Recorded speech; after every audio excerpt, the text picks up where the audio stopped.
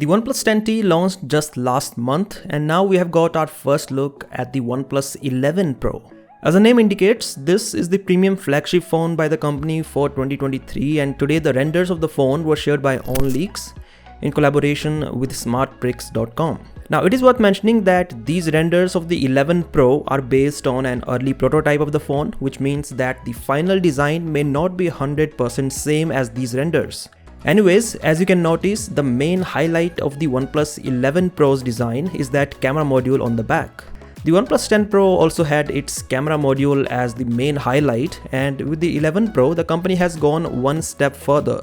So there is a circular camera island that has all the three cameras in it and also the LED flash.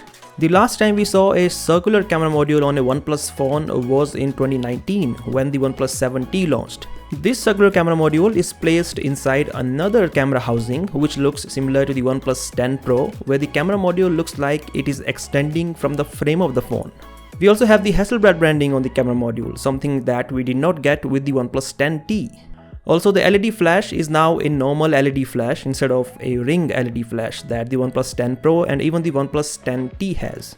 Another thing to note is that the alert slider is there, so that is a good thing because this year, apart from the OnePlus 10 Pro, no other OnePlus flagship has alert slider, whether it is the OnePlus 10R or the OnePlus 10T. This also means that we can expect the alert slider to return to other flagships as well, not just the Pro OnePlus phones. Finally, we have a curved screen on the front and a hole punch cutout for the selfie camera on the top left corner. And well, that is pretty much it. We obviously do not know the specifications yet, but one thing that we all know is the fact that OnePlus 11 Pro will be powered by the next flagship chipset by Qualcomm, which is expected to be named the Snapdragon 8 Gen 2. Anyways, what do you think of this design? Do let me know via the comment section below, and as always, I'll catch you in the next one.